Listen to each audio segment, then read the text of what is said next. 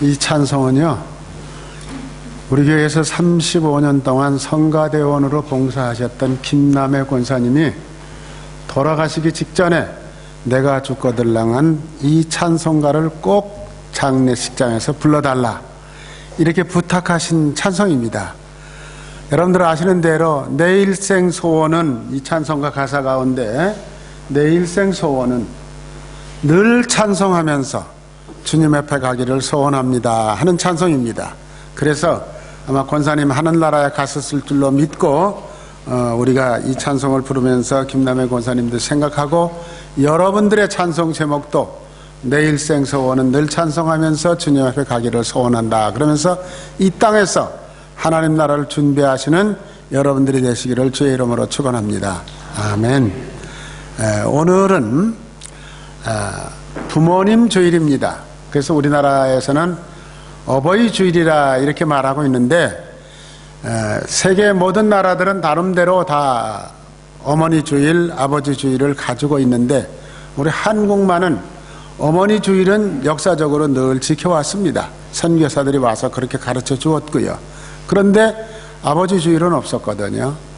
그러니까 아버지들이 불평을 얼마나 많이 하셨는지, 어쨌든 우리나라에서는 아버지들 주일도 만들자, 어쩌자 이런 얘기가 많이 나왔는데, 결국 합쳐서 어머니 아버지 주일로 하자 이렇게 해서 어버이 주일이라고 얼마 전에 이름을 바꿨습니다.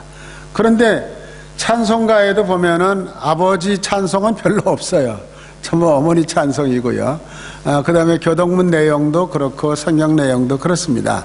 그런데 우리 호주는 오늘이 5월 13일인데 13일 주일은 어머니 주일인데, 마더스데이인데, 이 말은 5월 둘째 주일은 매년 어머니 주일로 지킵니다. 그리고 9월 첫째 주일은 아버지 주일이에요.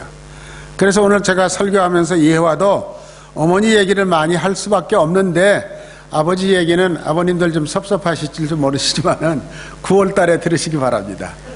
그렇게 기억하시기를 바랍니다. 이 세상에 참 종교도 많고 미신도 많고 하나님을 사람들이 믿는 그 믿음의 대상이 천차만대입니다. 그런데도 불구하고 믿음의 대상을 아버지라고 부르는 종교는 우리 기독교밖에 없습니다. 다른 종교에서는 어디도 믿음의 대상을 아버지라고 부르는 데는 없습니다. 여러분들 이거 기억하십시오. 그러면 왜 믿음의 대상을 아버지라고 부를까? 이거 한번 잘 생각해 보시면, 하나님은 눈에 보이지 않습니다. 그러나 그 하나님을 우리가 이해하기 위해서는 너의 아버지 어머니를 바라다 보면 된다, 그런 뜻이에요. 아버지 어머니가 곧 말씀하시고 행동하시고 살아가시는 모든 삶의 스타일이 하나님과 비슷하다, 그런 얘기입니다.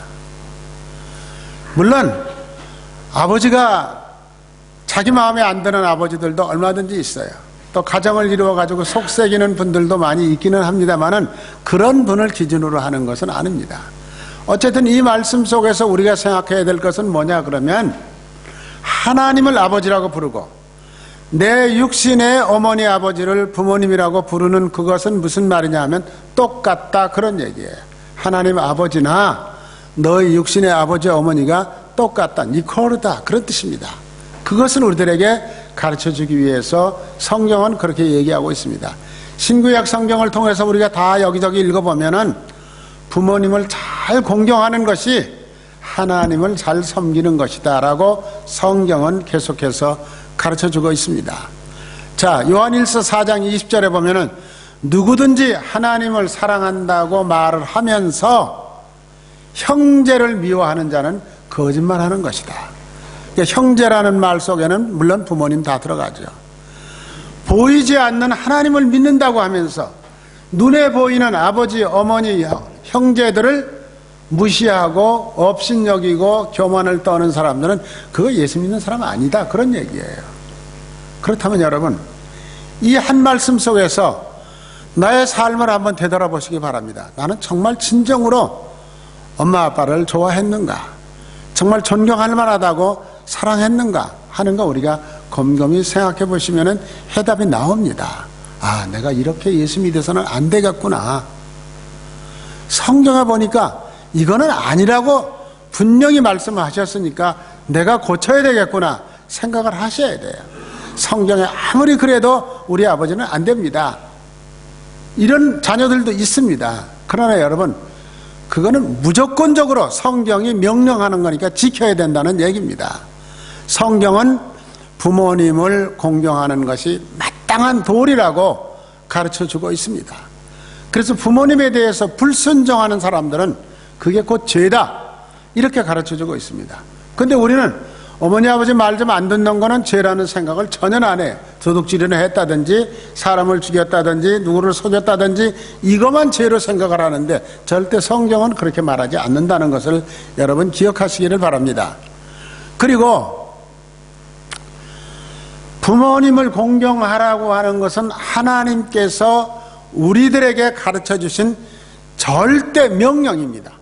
공경해도 되고 안 해도 되고 찬스 봐가면서 해라. 성경은 그런데 한 군데도 없어요. 무조건 부모님은 잘 배우신 부모님이든지 못 배운 어머니 아버지든지 그 다음에 나에게 잘 해주신 부모님이든지 너무너무 가난해서 나에게 제대로 삶을 지켜주지 못한 부모님까지라도 여러분들은 무조건 사랑하고 존경하라고 성경이 가르쳐주는 하나님의 명령입니다. 이 세상 살아가면서 인간의 집단 속에서 나보다 조금 높은 사람의 명령도 안 지키면 우리는 고난을 당할 수밖에 없지 않습니까? 그런데 이건 하나님 명령이에요. 꼭 지켜주셔요. 출애굽기 21장 아까 우리 본문을 읽었던 17절에 보면은 자기 아버지나 어머니를 저주하는 자는 죽여라 그랬습니다. 야단쳐라, 감옥에 가둬라 아니에요. 죽이라 그랬어요. 그럼 하나님은 왜 말 한마디 잘못했다고 사람을 죽이라고 하는 거냐 하는 거죠. 말 한마디 잘못 정도는 아니야. 그건 죄예요. 그러니까 너희들이 살고 있는 거룩한 백성들 삶 속에 죄는 두어서 안 된다는 거예요. 그거는 죄를 쳐서 없애든지 그 사람을 죽여버려야 죄가 없어진다고 가르치는 것은 그렇게 사람을 죽이라고 사람의 생명을 우습게 생각하는 하나님의 명령이 아니라 너희 삶 속에 죄의 모습은 무조건 버려라 그런 뜻입니다. 죄의 모습은 가지고 있지도 말아라 그런 뜻이죠. 그 다음에 신명기 21장 성경 말씀에 보면은 이런 말씀입니다. 18절에 한번 봤습니다. 사람에게 완악하고 패역한 아들이 있어서 그 아버지의 말이나 어머니의 말을 순종하지 아니하고 부모가 야단을 치고 징계해도 순종하지 아니하거든 그 부모님이 그 아들을 끌고 장로님들한테로 가라. 그 장로님한테 가서 우리 아들은 이런 놈입니다 얘기하고 그 장로님들 입회하에서 동네 사람들이 모여서 돌로 때려 죽여라. 야, 하나님 어떻게 이럴 수 있을까? 아마 이런 생각을 하시는 분도 있지만은 아까도 말씀드렸지만 그 말의 의미는 너희들 삶 속에 너희들 가정 속에 너희들 공동체 속에 죄는 존재시켜서는 안 된다는 것을 분명히 하나님은 가르쳐 주시는 겁니다. 그러니까 오늘 이 자리에 앉아 계신 분들 가운데 그동안 부모님에게 소홀했다든지 부모님의 말씀을 잘 듣지 않고 호주르다가 오신 분들이 있다면 이제 이게 죄로구나. 이게 하나님께서 보실 때는 때려 죽일 놈의 죄로구나.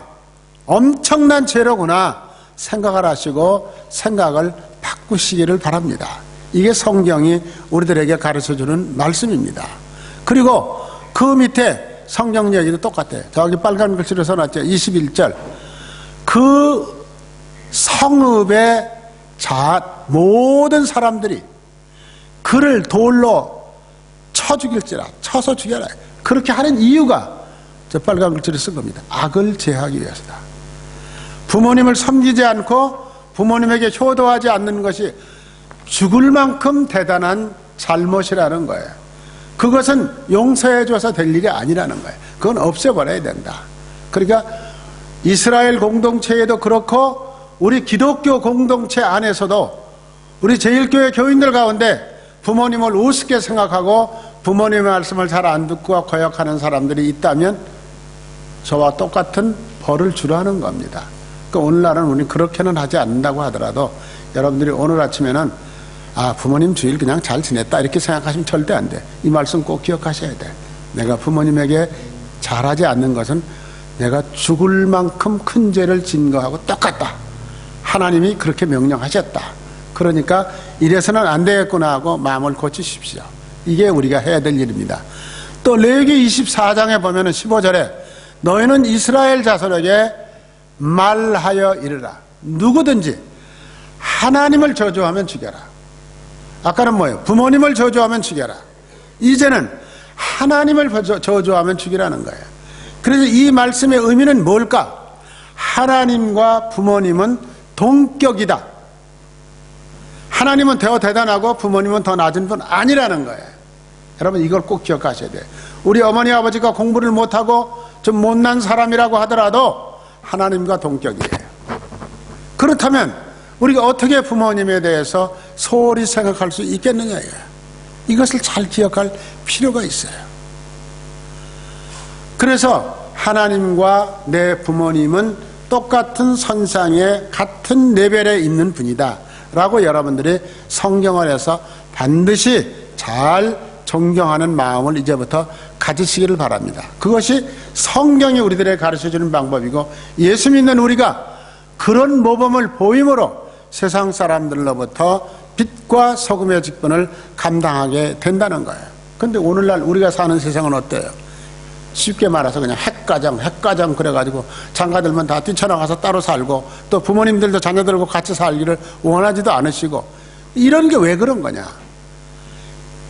지금 우리가 살고 있는 이 시대가 바로 그런 시대예요. 그런 시대를 디모데후서 3장 1절 2절에서는 분명히 찝어서 말씀을 하고 계세요. 뭐라고 말씀하죠? 너 이것을 알아라. 여러분 제일교회 교회 오늘 이 자리에 나와서 예배를 드리는 여러분 이것을 꼭 아십시오. 뭐냐? 말세에 고통하는 때가 되면 사람들이 자기만을 사랑하고 돈만을 좋아하고 그리고 자기를 자랑하고 교만하고 비방하고 부모를 거역하고 감사하지 않는다. 그리고 거룩한 삶을 살려고 안 한다. 교회 와서는 거룩한 척 하는데 실제적인 삶의 스타일은 아니라는 거죠. 그럼 여러분들 여기서 저건 아닌데 저 성경 말씀 틀렸는데 그러실 분 한번 손 들어보세요. 우리가 사는 지금이 그렇잖아요. 모두가 다 자녀 열심히 키워놨는데 본 척도 안 해요. 엄마 아빠가 돌아가셨는데 오지도 않아요. 오늘날 이런 시대예요. 우리가 살고 있는 시대가. 이런 시대가 온다는 것을 성경은 이미 예고를 했어요. 그러면 아무리 세상이 바뀐다고 하더라도 나는 저렇게는 안 돼야지. 이렇게 여러분들이 생각을 하시면서 마음을 바꾸시는 작업을 하는 게 예수 믿는 사람들의 변화된 삶이에요. 이전 것은 지나가서는 이제 새 것이 되었다. 새게 됐다는 말이 무슨 말이에요? 나의 잘못된 생각을 바꾸라는 거죠. 아무리 시대가 변하고 세상이 바뀐다고 하더라도 이 성경 말씀은 1.1핵이라도 바꾸지 않는다고 성경은 얘기하고 있습니다. 자, 두 번째는 성경에는 아름다운 부모님 얘기가 많습니다. 여러분들 사무엘상 1장에 보면은 한나의 얘기가 나옵니다. 한나. 아비가엘의 남편 부인 한나가 나이가 많이 먹었는데 아기를 갖지 못했어요. 그래서 늘 하나님 앞에 기도했어요. 하나님, 우리 가정에도 아기를 하나 주십시오. 기도를 했는데 전혀 아기를 가질 나이가 아니었는데도 불구하고 임신이 되었어요. 그때 한나가 저렇게 기도해요. 하나님, 내 기도를 들으셔서 어린 아들을 나에게 주셨으니 나도 그 아들을 여호와 앞에 드리겠습니다. 평생을 드리겠습니다. 물론 부모가 아들의 일생을 이래라 저래라 할 수는 없지만 그 말은 무슨 말이에요? 내가 이 아들을 하나님께 드리기로 작정하고 지금까지 기도한 것처럼 내 기도를 들으시고 응답해 주신 것처럼 이 아들을 평생 하나님께 드리겠으니 하나님 받아주십시오. 그렇게 기도했어요. 그 아들이 누구예요? 사무엘이에요. 여러분, 사무엘 선지자 여러분 아시죠? 이스라엘의 초대 왕을 기름 부어 세우신 하나님의 선지자예요. 다윗을 기름 부어서 세우신 하나님의 종이에요. 그렇게 기름 부어서 세우신 사울 왕이 잘못된 길로 갈 때 사무엘은 눈치 보지 않았어요. 딱 정면에 가서 당신이 하나님의 말씀을 버리고 왕이라고 해서 엉뚱한 짓을 하니까 하나님께서도 당신을 버리셨습니다. 앞으로 왕 못합니다. 오늘날 이런 지도자가 좀 있었으면 좋겠어요. 모두 지도자들이 눈치만 보고 내가 이 말하면은 교인들이 어떻게 할까? 또 내가 이 말하면 대통령이 어떻게 생각할까? 이런 세상에 우리는 지금 살고 있어요. 용기가 좀 있어야 돼요. 그래서 분명히 말할 것은 말하면서 사는 것.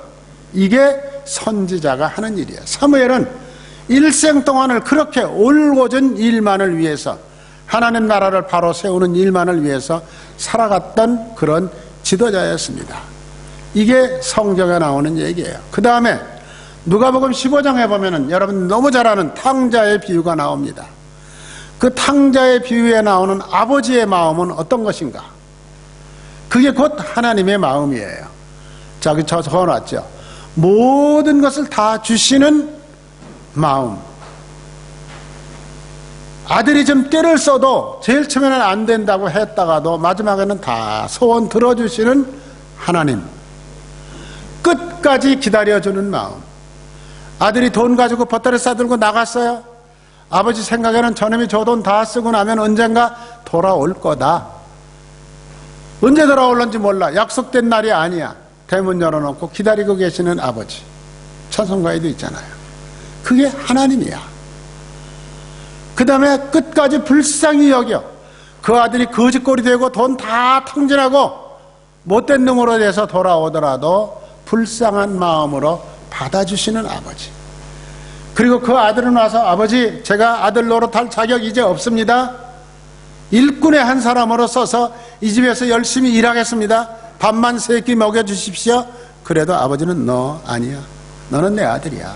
죽었다가 살아온 아들이야. 집에 있던 아들보다도 더 소중하게 죽었다가 살아온 아들로 인정하면서 다시 세워주시는 아버지. 그게 하나님이야. 이 성경 말씀 보면 저나 여러분들이 다 마찬가지예요. 정말 하나님 앞에 바로 설 수 없는 저희들인데 하나님께서는 우리들을 그렇게 세워주셨다는 사실을 기억할 필요가 있습니다. 자, 이제 제가 예화를 하나 들겠습니다. 모든 논리를 초월하는 어머니, 아버지의 사랑 이야기. 너무도 많아, 이런 얘기는요. 근데 아까 제가 서두에 말씀드린 것처럼 엄마 얘기 하나만 할게요. 아버지 얘기는 나중에 9월 달에 하고요. 근데 엄마 얘기가 참 별별 얘기가 다 많죠. 하나님께서 인간을 창조하시고 여성을 창조하실 때 엄마가 될 것을 예상하시고 엄마의 마음에 우리가 보통 말하는 모성애라고 하는 마음을 주셨어요. 얼마 전에 어떤 책에서 나온 얘기를 제가 여러분들에게 소개해 드릴게요. 1950년 6.25 전쟁이 일어났습니다.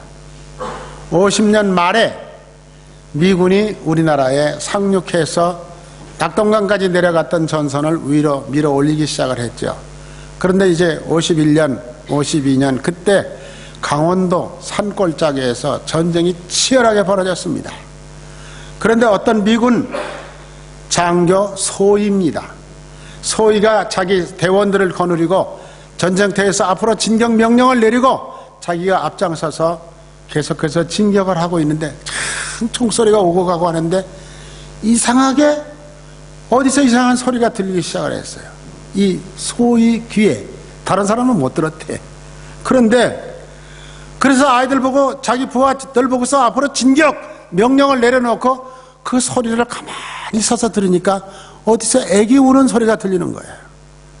그래서 그 전쟁터에서 그 애기 우는 소리를 찾아서 골짜기로 내려갔더니 눈이 이렇게 쌓였는데 옆에 눈 속에 조그만 구멍이 하나 뚫려 있는데 거기서 소리가 나는 거예요. 그래서 가서 눈을 쓸고 그 안을 이렇게 들춰보니까 옷가지에 쌓여있는 아기가 울고 있는 거예요. 그런데 그 눈을 더 들춰보니까 아기 엄마로 보이는 그 여인이 뻘거벗은 채로 자기 옷을 다 하나씩 하나씩 벗어서 그 아이를 감싸 놓은 거예요. 그래 놓고 그 아이를 꼭 품에 끌어안고 이렇게 쭈그리고 앉아서 얼어 죽은 거예요. 그런데 그 아이는 지금까지 살아서 울고 있는 거예요. 그래서 이 병사가 자기 부하들을 시켜서 여기다 구덩이를 파라. 그리고 그 여인을 묻어주었어요. 그리고 그 아이는 막사로 데리고 가거라. 그래서 미군 부대 안에서 그 아이가 컸습니다. 그리고 나중에 전쟁이 끝나고 난 다음에 미국으로 돌아갈 때 그 양반이 그 아이를 미국으로 데리고 갔어요. 데리고 갔는데 가서 공부시켜가지고 미국의 유수한 대학에서 박사학위를 받아가지고 지방에 있는 주립대학의 교수가 됐어요. 그때 나이가 50이었습니다. 그런데 50이 될 때까지 이 사람이 그 자기가 데려가서 키운 그 아들에게 너희 어머니가 누구였다, 너희 아버지는 모른다, 한마디도 가르쳐 주지를 않았대. 얘기를 안 했다는 거예요. 그런데 이 병사는 그리고 돌아갔다가 2년 후에 다시 한국으로 왔습니다. 한국에 와서 강원도에 가서 정선 골짜기에 자기가 묻었던 그 무덤이 어디 있는지를 2년 전, 3년 전 얘기니까 다시 확인하고 정선군에 찾아가서 요 위치가 지도상으로 어디쯤이냐, 그 다음에 행정구역상으로 어디냐 하는 거를 확인하고 그 지도를 가지고 미국으로 다시 돌아갔대요. 그러고 난 다음에 50년이 지나고 난 다음에 자기는 나이가 80이 되고 자기가 데려간 그 사람은, 한국 사람, 그 아이들은, 조그맣던 아들은 50살이 됐을 때 그 사람을 데리고 강원도로 온 거예요. 와서 추운 겨울날, 그때처럼 눈이 쏟아지는 날 둘이서 그 산골짜기를 찾아서 그 무덤 앞에 갔어요. 가서 무덤 앞에 서서 이 사람이 비로소 그 한국 데려갔던 아들, 지금은 나이가 50이지만 그 아들에게 사실을 얘기했어요. 너희 엄마는 난 누군지도 모른다. 이름도 성도 모른다. 네가 누구네 집, 너희 아버지는 어떻게 된 사람인지도 모른다. 내가 여기서 이렇게 해서 너희 엄마는 여기다 내가 묻어주고 너를 발견하고 너를 데리고 가서 우리 부대 막사에서 키우다가 미국으로 데려간 것뿐이다. 이렇게 얘기를 해줬어요. 그랬더니 그 아들이 아무 소리도 안 하고 소나무 가지를 꺾어가지고 무덤의 눈을 다 쓸어내고 자기가 입고 갔던 옷을 하나씩 하나씩 벗어서 그 무덤을 덮고 팬티만 입고 그 추운 겨울에 엎드려서 통곡을 하면서 울면서 엄마 얼마나 추웠어요. 얼마나 추웠으면 얼어서 죽었어요 하면서 대성통곡을 하더라는 거예요. 그래서 한참 울게 내버려뒀다가 이 미군 병사 할아버지가 그 아이를 이렇게 세워가지고 자기가 입고 갔던 겉옷을 벗어서 입혀가지고 정선으로 내려와서 옷을 사입히고 그래서 미국으로 데려갔습니다. 그러고 난 다음에 그 얘기를 가이드 포스트라고 하는 책에다가 기사로 썼어요. 자, 여러분, 이런 얘기를 우리들 주변에는 얼마든지 많이 있어요. 그것도 더 심각한 얘기들도 많이 있습니다. 이게 바로 뭐냐? 어머니의 모성이라는 거야. 자기는 죽어가면서라도 자기가 낳아놓은 정말 힘이 없어 죽을 수밖에 없는 그 아이, 상황이 그렇게 됐는데도 불구하고 눈 속에서 자기 옷을 다 벗어서 감싸주고 조금이라도 더 연장하게 하기 위해서 자기가 그 아이를 끌어안고 눈 속에 엎드려서 죽었던 그 엄마의 모습이 바로 뭐냐면 우리 모두 엄마들의 마음이고 모습이에요. 여러분들의 어머니는 그런 전쟁은 겪지 않았다고 손치더라도 여러분들의 어머니들이 애써서 수고한 모든 것들이 그보다 훨씬 더 어렵고 힘든 고비를 넘긴 경우도 얼마든지 있습니다. 이제 오늘부터는 우리 어머니 얼마나 고생 많이 하셨나. 우리 특별히 이민 오셔서 사시는 분들도 마찬가지예요. 남의 나라 말도 통하지 않고 뭐나도 다른 이곳에 와서 여러분들 젊은 분들 공부시켜 주시기 위해서 온갖 안 한 짓이 없어요. 한국에서 같으면 절대 할 일이 아닌데도 불구하고 별별 일을 다 해가면서 여러분들을 키워주셨다는 사실을 기억하시기를 바랍니다. 또 한 가지는 부모님을 공경하는 데에는 조건이 없습니다. 어떤 조건 따지고 점수 따져가지고 부모님 사랑해라 공경해라 성경에도 없고 이 세상에 어느 선생님의 가르침에도 그런 얘기는 없습니다. 그죠? 부모님은 뭐라고 말씀하시든지 예하고 들어드리고 순종해야 돼요. 우리 부모가 치매가 걸려서 헛소리를 하더라도 들어드리세요. 그리고 잘 새겨 들으시고 부모님에게 그래도 잘 하세요. 그게 우리 믿는 사람들이 해야 될 일입니다.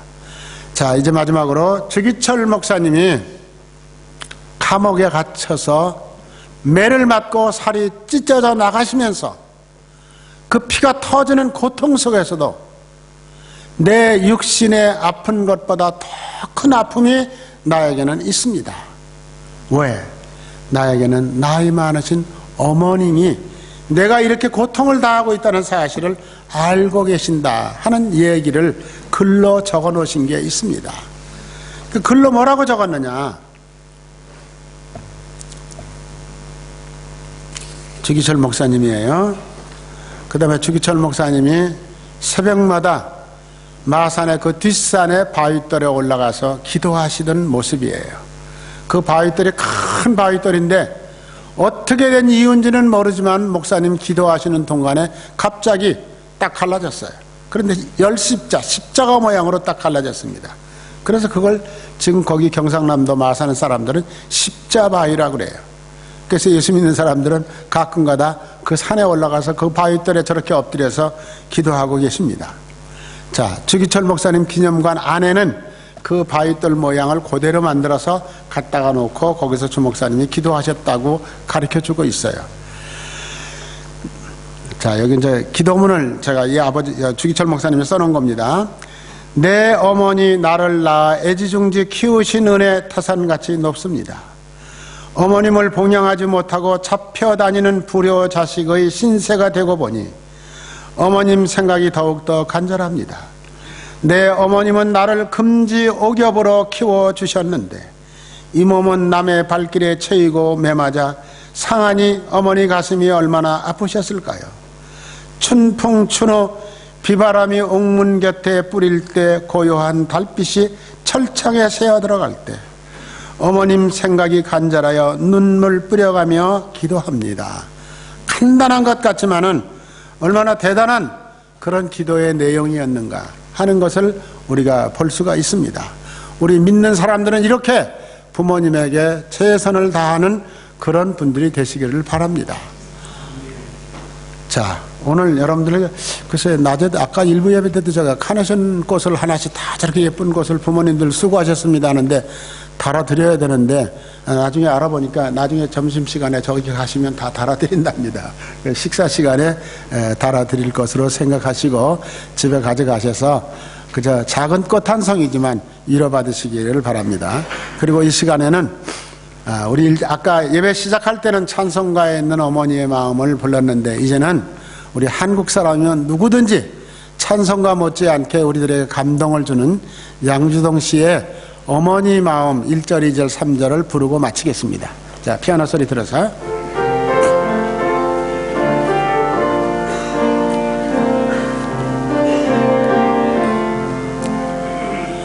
나실 때 괴로움 다 잊으시고 길을 재파 나스로 애쓰는 마음 진자리 마른 자리 바람이시며 손